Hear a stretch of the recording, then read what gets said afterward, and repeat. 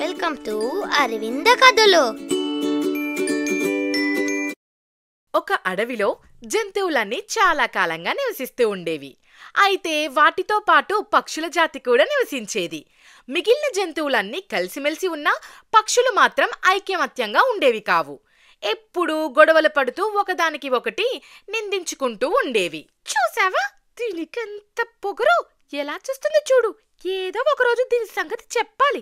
అవును, చూస్తున్నా దీని సంగతి ఎలాగైనా చెప్పాలి. ఆ పక్షులు ఎప్పుడూ ఒకదానితో ఒకటి గొడవలు పడుతూ ఉండేవి. అబ్బా, ఈ పండు ఎంత రుచిగా ఉంటుందో, కానీ ఒకటే పండుందే. సర్లే, ఈ పండు ఈసారికి సరిపోతుంది. హే, ఆగు, పండు తినకు. ఆ పండు నాకు కావాలి, నాకిచ్చేయ్. ఏంటి? ఈ పండుని మొదట చూసింది నేనే ఈ పండుని తింటాను, నీకివ్వను. లేదు, నాకీ పండు కావాలి. లేదు, ఇది నాది. అలా ప్రతిరోజు పక్షులు ఏదో ఒక విషయం గురించి గొడవలు పడుతూ ఉండేవి. ఒకరోజు ఇదంతా చూసిన నెమలి విసుగు చెంది, ఇక మీరు గొడవలు పడింది చాలు, ఎన్ని రోజులు ఇలానే ఉంటారు? అసలు మనలో మనకే ఐక్యమత్యత లేవు. ఇక వేరే జంతువులు మనల్ని ఎలా చూస్తాయి? కొంచెమైనా ఆలోచించారా? అందుకే ఇక మీరు గొడవలు ఆపండి. అలా ఏం లేదు, మేమేం గొడవ పడట్లేదు. ఇదే నన్ను చులకనగా చూసింది. లేదు, ఇదే ఆపండి. నా ముందే ఇలా గొడవలు పడుతున్నారు, ఇక మీరెప్పుడు మారతారు? ఇలా కాదు, మనందరం క్రమశిక్షణగా ఐక్యమత్యంగా ఉండాలంటే ఒక నాయకుడు కావాలి. మనమే ఆ నాయకుడిని ఎన్నుకుందాం అని ఒక నాయకుడి కోసం ఆలోచిస్తాయి. వాటిలో అవి సరి అయిన నాయకుడు ఎవరా అని ఎంచుకోలేకపోతూ ఉంటాయి. అప్పుడు ఆ సమయంలో అక్కడికి ఒక ఎలుగుబంటి వస్తుంది. ఏంటి ఇక్కడ ఏం జరుగుతుంది? మీరంతా ఎందుకు గొడవ పడుతున్నారు?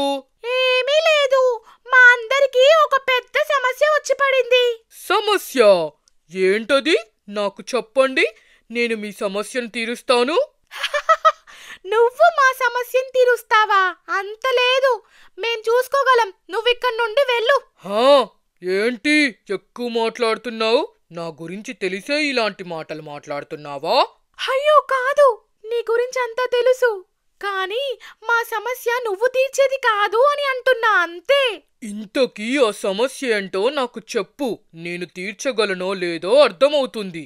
అదేమీ లేదు, మా పక్షుల్లో ఐక్యమత్యత తగ్గిపోయి ఎప్పుడూ గొడవలు పడుతూ ఉన్నాయి. అందుకే క్రమశిక్షణగా ఉండాలని ఒక నాయకుణ్ణి ఎంచుకుందాం అనుకుంటున్నాం. ఓసి, ఇంతేగా? మీలో ఎవరో ఒకరు నాయకుడిగా ఉంటే సరే. అదే, ఎవరు ఉండాలి అని అర్థం కావడం లేదు. నాయకుడికి కొన్ని లక్షణాలు ఉండాలి, అవి మాలో ఎవరికి ఉన్నాయో అర్థం కావడం లేదు అని దాని సమస్యలను ఎలుగుబంటికి చెప్పింది. అది విని ఎలుగుబంటి, సరే, మీ అందరికీ నాయకుడిగా నేనే ఉంటాను అని అంటుంది. అది విని పక్షులు, నువ్వెలా ఉంటావు? నీకు మా పక్షుల గురించి ఏం తెలుసు? మా నియమాలు, మా పద్ధతులు ఏం తెలీదు కదా నీకు. నువ్వు నాయకుడిగా ఉండే అర్హత నీకు ఎలా ఉంటుంది? అబ్బో, అర్హత అయితే నువ్వుండు నాయకుడిగా. నేనా? నా వల్ల కాదు.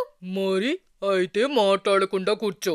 అయినా మీకు నాయకుడు అవ్వాలంటే పెద్ద పెద్ద లక్షణాలు కావాలా ఏంటి? నేను గట్టిగా మాట్లాడితే బెదిరిపోయి నేను చెప్పిందే వింటారు. ఈ ఒక్క లక్షణం సరిపోదా మీకు నాయకుడు అవ్వడానికి? అది విని మిగిలిన పక్షులు కూడా ఎలుగుబంటిని నాయకుడిగా ప్రకటిస్తాయి. ఇక ఆ రోజు నుండి ఎలుగుబంటి మిగిలిన పక్షులకు సమస్యగా మారింది. ఎలుగుబంటి ప్రశాంతంగా కూర్చొని మిగిలిన పక్షులతో సేవలు చేయించుకునేది.